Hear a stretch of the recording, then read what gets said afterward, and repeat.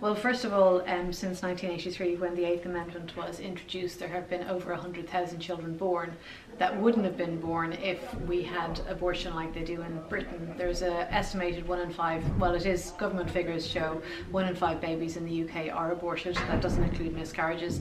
And in Ireland, it's about 1 in 20. So there's an awful lot less children aborted here because we have the Eighth Amendment, because abortion is not legal compared to the UK where abortion is legal. So, you know, there's a lot of children, a lot of adults walking around today who by logic wouldn't actually be here if abortion had been introduced in 1983. And what's quite disturbing about this amendment is it's not a restrictive amendment. It's not a restrictive removing of the amendment, or it's not a restrictive amendment of the amendment where there would be abortion in very limited cases if there was, for example, a life-limiting condition or something like that. However, it's unrestricted access. So if you have your little booklet that you got in the post from the Referendum Commission, on page 5 it said the new article, the proposed new article says provision may be made by law for the regulation of termination of pregnancy. So that's what they want to put in,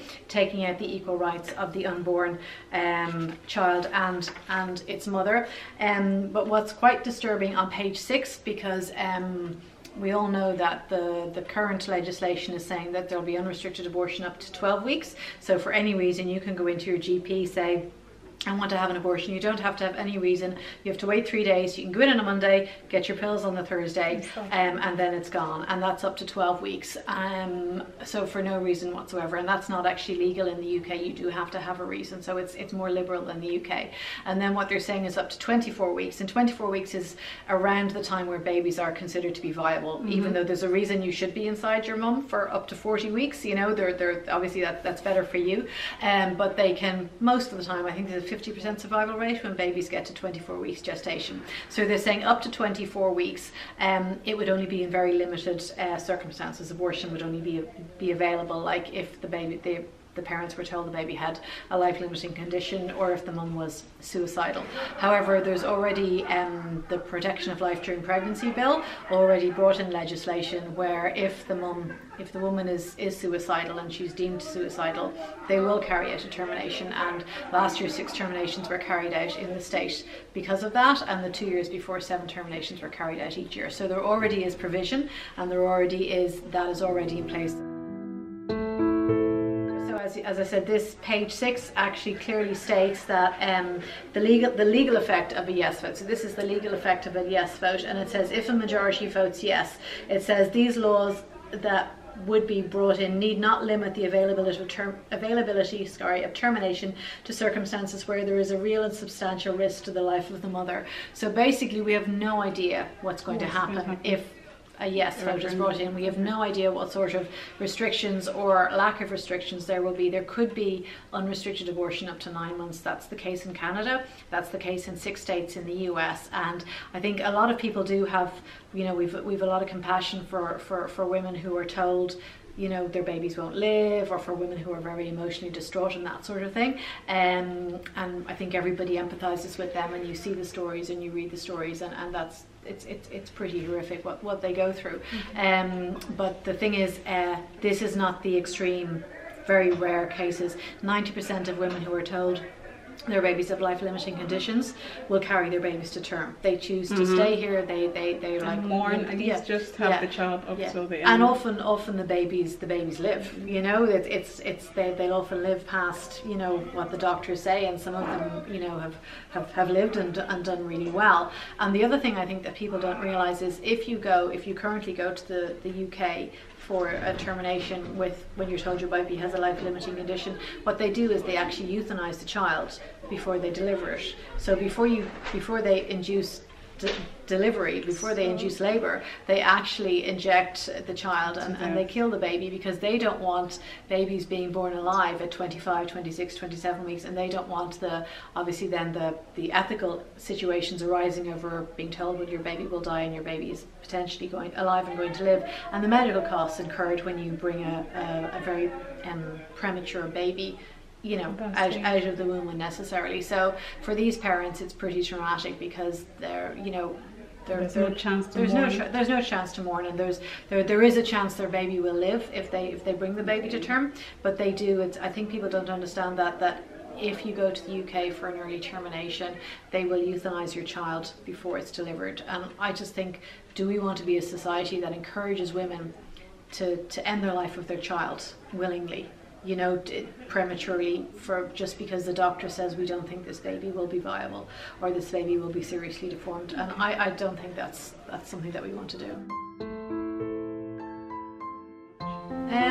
No, I mean, we've had a few good conversations with people, and some people have had, some people are obviously very yes, and there's nothing we can do to change their mind, but a lot of people are, they're like I said, they feel like there needs to be something done for these extreme, very, very small number of cases.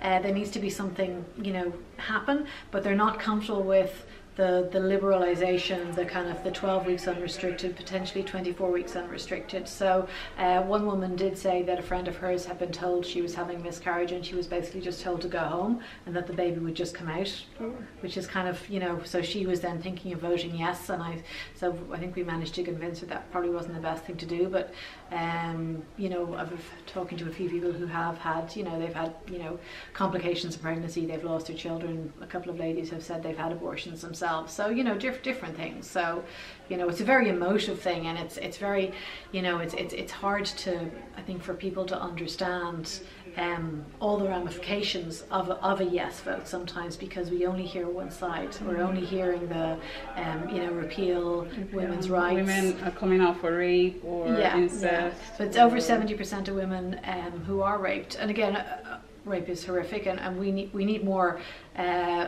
punishment for the offenders. You know, there's very little accountability for rapists, you know, pretty much anywhere in the world. They, you know, like less than 10% are ever brought to trial, and a much smaller number are convicted. So we really need to go after that, like, and so make it a safer place where women, if they do come forward after being raped, feel they're believed and they're not treated like a criminal. But over 70% of women who fall pregnant as a result of rape, they do actually keep their baby. And again, they say that the healing process of having a child is actually very therapeutic, and it does help them get over it. Whereas women who have had abortions after rape, a lot of them say that the abortion was much worse than the rape itself, which is quite, it's quite hard to fathom. But I suppose it's like, you know, it's never your fault if you're raped, but if you end the life of your unborn child, you know, that's something you chose to do. So these are horrible situations, and we need to have an awful lot of empathy. But I think we can do better than just kind of throwing it all under the carpet and saying, oh yeah, just have an abortion. And I've listened to some stories of women in the UK who have had abortions, and they kind of say that everybody was sort of assuming after rape that, you know, if they were raped and then they got pregnant and they had an abortion, that kind of the general feeling was, well, once you have an abortion it's going to be okay. But of course it's not, you know, and then it's an awful lot more trauma heaped on you.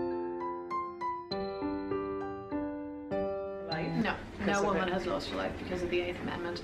And unfortunately, you know, we've all heard of Samisha Halappanavar, and you know, she died because of medical neglect. I mean, kind of over systemic medical neglect over 6 or 7 days, where there were, I think, 10 different occasions where the medical system, the medical staff had opportunity to intervene and could have saved her life, and they didn't. So, I mean, you hear about it in all the time in the papers, or you read about it in the papers, and you hear about it on TV, where, you know, a family was awarded millions, you know, because the mum was neglected during delivery, or, you know, some other accident happened or other medical neglect happened, and, you know, babies were, you know, born deformed. So the medical neglect, unfortunately, is a systemic issue within the HSE. I'm not blaming individual people, but it's the system is quite flawed.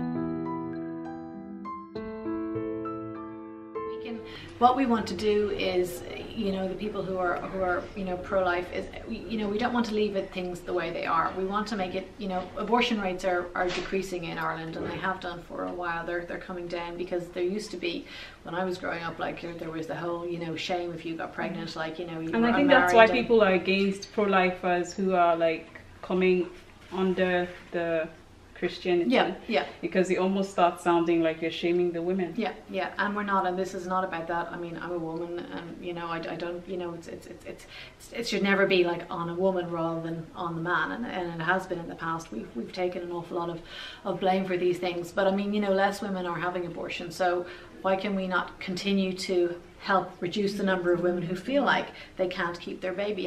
Why can we not just make it, you know, we have better maternity care than we did have. We have more maternity leave, you know, we have, you know, better social welfare systems in place. We have, you know, more creches need to be made available, different things like that. If women, you know, don't want to keep their child, if they want to maybe give the baby up for adoption, then could the government not do something like that? You know, so there's a lot of things that can be done. We can continue to make this a really good place for a woman to be pregnant, where in all the countries of the world, this is like considered like a kind of a haven for a woman who finds herself pregnant, you know, regardless of the situations of the baby being conceived, that she feels like, okay, here I can do this. You know, in other countries I might be told, I'll go have an abortion, or, you know, you silly woman, or whatever, but here we're supported, and that as women we support other women, and as a society we support them and help them, you know, do the best for themselves and their baby, you know, and that would help make this country a much more compassionate country, you know, because we haven't been very compassionate, you know. We're good with the right and the wrong, but we haven't been very compassionate towards babies or towards women, and I think that's changing, and we need to make sure it keeps changing. I'm in the pro-life movement because you know, I really believe in the protection of the unborn and for women to be given the right care that they need. So yeah, it's very important to me, you know, that we're looking after both, and that kind of death isn't the answer in any situation. So I think, you know, giving the mom the right care, and so yeah, it's important to stand up for life. You know, we all began in our mother's womb, and it's kind of frightening to me how many people can, I don't know, they just have this really strong thing against how we all began there. You know, I don't understand it, but we all did begin there, and we were protected, and that's the only reason we're sitting having a voice today. So I think, you know, it's very scary to me that people can just turn a blind eye to all the science we have now to see the baby's development in the womb, and to see that it is a life, you know. So yeah.